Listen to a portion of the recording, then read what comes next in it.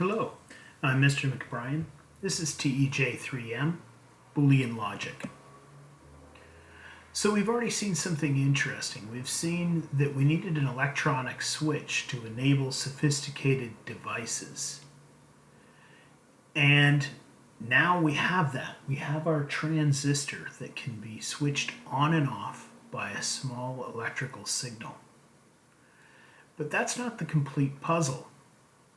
We have to figure out how to go from that on-off that a transistor gives us to things like burglar alarms, collision detection and prevention systems, and Super Mario Kart. So how do we do this?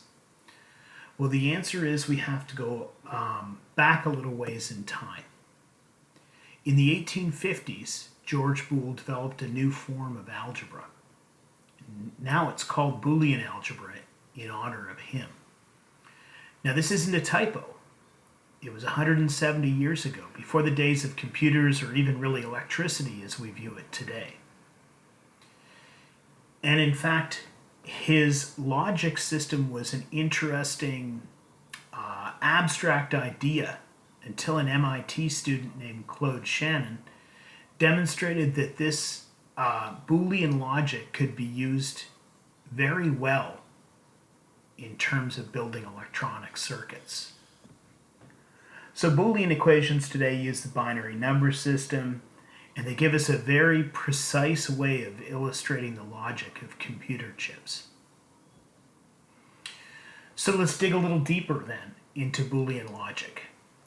So the Boolean logic system used a couple of very simple relation ideas in order to look at sets of information. So we could look at the contents of a parking lot in terms of the AND operation. So we could look at the black cars that are contained in a parking lot, and we could look at the cars that are made in Canada in a parking lot. What's interesting here is that often we can superimpose some of those things. So there will be some cars made in Canada, some cars that are black, and there will be some cars that are both. And so if we take the AND operation on those two sets, then the overlap between those two things is our black cars and made in Canada. Now, we can also, from the Boolean system, look at the idea of OR in the same way. So we can look at the black cars that are in the parking lot, the ones that are made in Canada, and in fact, both of those sets would conform to our OR operation. In other words, every car that we'd counted gets counted as black or made in Canada. So the shaded group then is representing where that operation fits. We can also look at not or. So if we look in those terms, we can say, what about the cars that are neither black nor made in Canada? And in fact, it's all the ones that we don't count.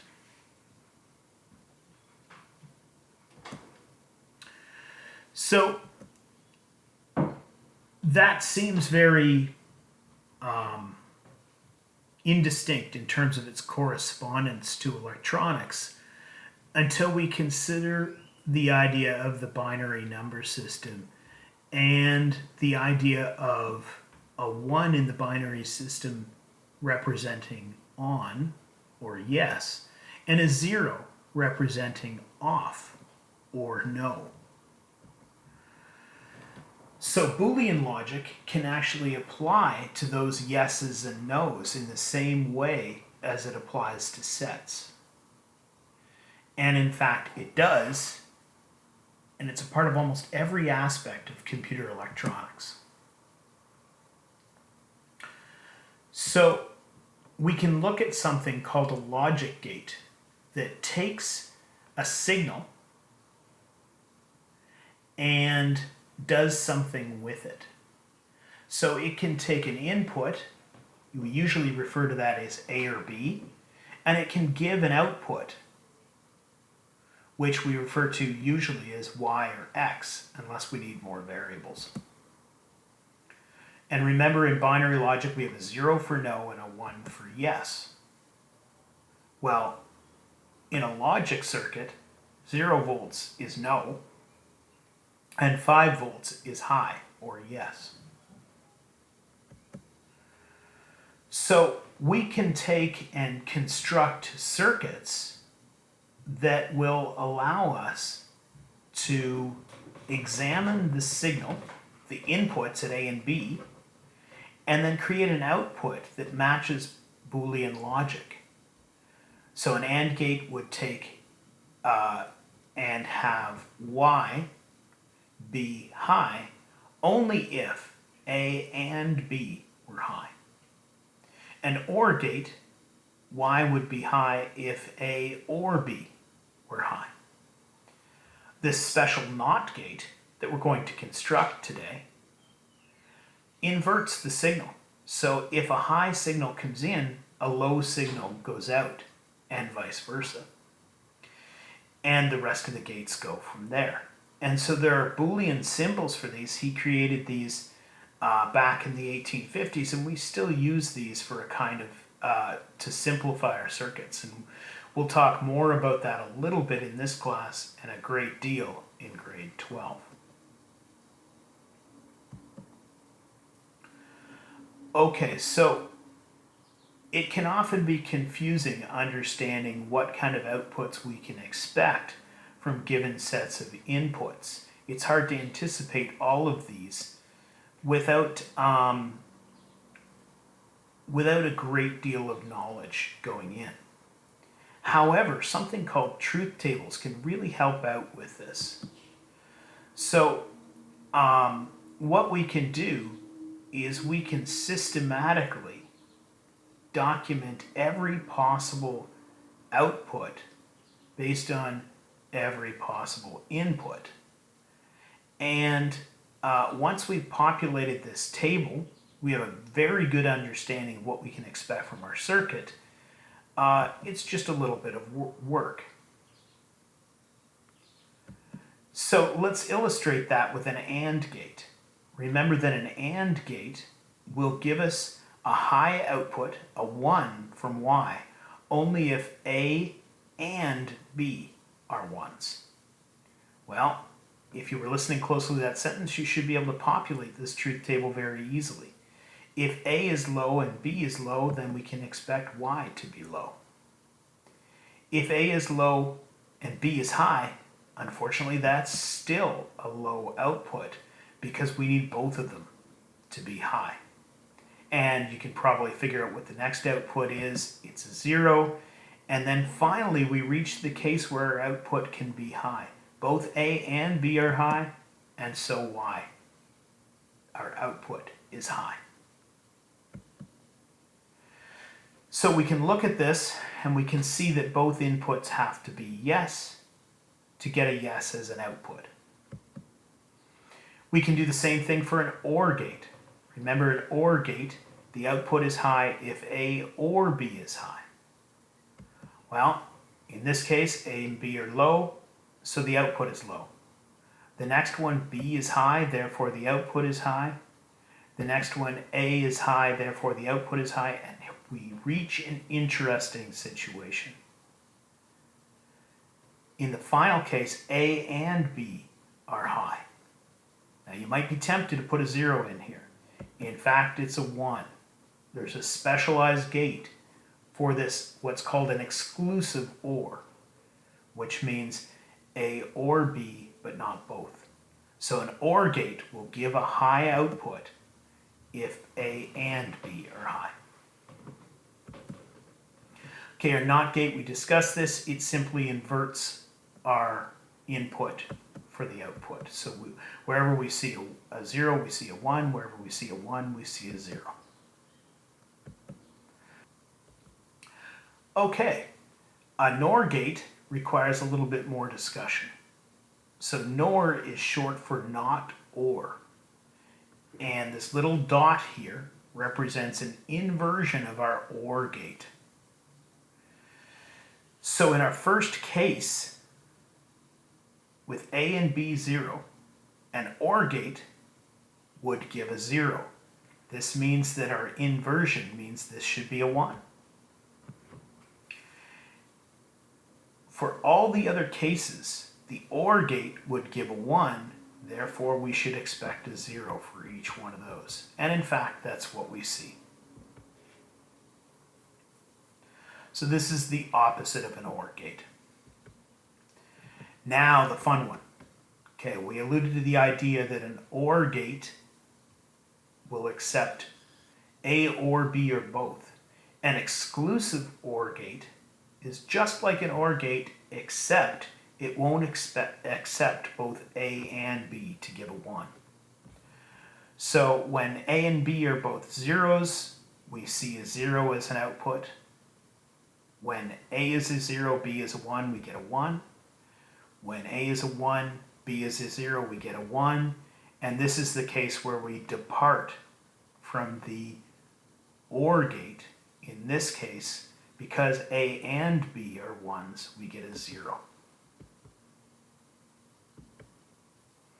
All right, let's try a NAND gate. So this is the same as an AND gate, except it's inverted. So for an AND gate to be high, we need both A and B. The NAND gate will be the opposite. So when A is 0, B is 0, we get a 1. When A is 0, B is 1, we get a 1. When A is 1, B is 0, we get a 1. And this is the only case we get a 0. It's when A and B are 1s, we get a 0. The inversion of the AND gate. Okay, our XNOR gate. This is an exclusive NOT OR gate. So the easiest way to think of this, first we populate a NOT OR, and then we invert it. So our NOT OR gate would give a 0, would give a 1 when A or B. Always takes a few seconds to do these. When A and B are zeros, a NOR gate would give a 1, and we should get a 1. When A is 0, B is 1, this is a 0 with an NOR gate, and we should get a 0. Vice versa, the same thing. A equals 1, B equals 0, we get a 0. And this is the case where we see that case where, because it's exclusive, not or, we get a 1 when A equals 1 and B equals 1. So this is the simple inversion of the XOR gate. All right, so let's pause for a second. There are places on your note template for you to sketch those population diagrams, those Venn diagrams, the circles on your, the circles in the boxes associated with those other gates. See if you can sketch those things, and if you like, you can always work with a partner to see if you can get them. Please don't just look up the Venn diagrams from these. You will benefit from taking the time to think about them. All right, hopefully you took the time to build those Venn diagrams and they're making a bit more sense to you. But I suspect at this point you're kind of saying, okay, well, that's a lot of logic diagrams and I still don't really understand how I'm going to construct a complicated device based on such a simple operation. And the answer is that logic gates aren't all that interesting when you just consider one at a time. We put them in combination in circuits to accomplish things. And in fact, when a logic for a given situation is simple enough, we don't actually need a computer chip. We don't need to write a program in order to control devices. And for a very long time, electronic devices were designed without the use of computer programs or microprocessors. They simply were based on a basic logic circuit using these kinds of gates. Okay, so let's combine some gates together to illustrate a useful device that we can design around this idea of an OR gate. Let's imagine we're building a burglar alarm system and we want the alarm to trigger if any of the sensors go too high. So the sensor gets triggered. Maybe it's a proximity sensor, a window or a door sensor for vibration. But the signal from that sensor goes to high, and we want the alarm to trigger immediately and trigger sirens and all kinds of crazy things. But the key thing is just for a signal from our processor, from our set of gates, to go to high as soon as any of these sensors go. Remember, we don't want all of the sensors to go. We don't expect our burglars to enter through every window in our house at the same time. So we need OR gates. All right. And then we can put this in words. If any entrance sensor is triggered, a high voltage will come out of our detector device. Now in Boolean logic, this is easy to understand. We have our output is equal to the output from window 1 or the output from window 2 or the output from window 3, window 4, window 5, window 6, door 1 or door 2. If any of those go to high, our alarm goes off. So in fact, we can draw this with our gates. We can have a series of OR gates. We've got window 1 and 2, window 3 and 4, window 5 and 6, doors 1 and 2. And these OR gates, the output from any one of those gates will be high if any one of those sensors goes. And then we can combine those into 2 more OR gates, and finally 1 more OR gate. And essentially what we've got is our output from Y is high if any one of these goes to high. And a portion of our truth table is here, looking at the signal Y being high if in any case except if none of the sensors have been triggered.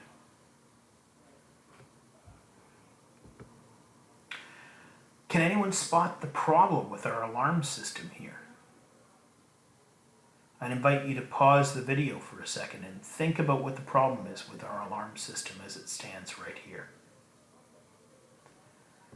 Well, the answer is our alarm would always be enabled. We couldn't enter or leave our house, which, who knows, in a COVID-19 world, maybe that makes sense. But we would never be able to open or close any of our windows or doors if we had that alarm system as it was. But in fact, by adding 1 more gate, we can make our alarm system much more versatile. So what we can do is we can say in our logic, a sensor has to trigger and the system must be enabled for the alarm to go off. So we add an AND gate. The output from our sensor system goes to high whenever a window or door opens. However, we have to have turned the little key to enable the alarm before the alarm can go off. If we turn the key to the off setting, E input goes to 0 and the alarm can't go off. So very simply, we've created a useful burglar alarm with just a series of sensors and a few gates. And here's our revised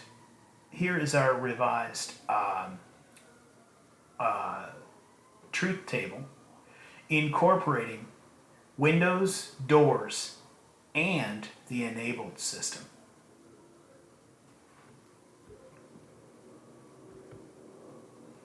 And we have a new expression now. So our Boolean expression, which we haven't gone into in too much detail yet, our output is equal to windows and door sensors with an OR statement between each one, and the alarm must be enabled. Okay, let's sum up.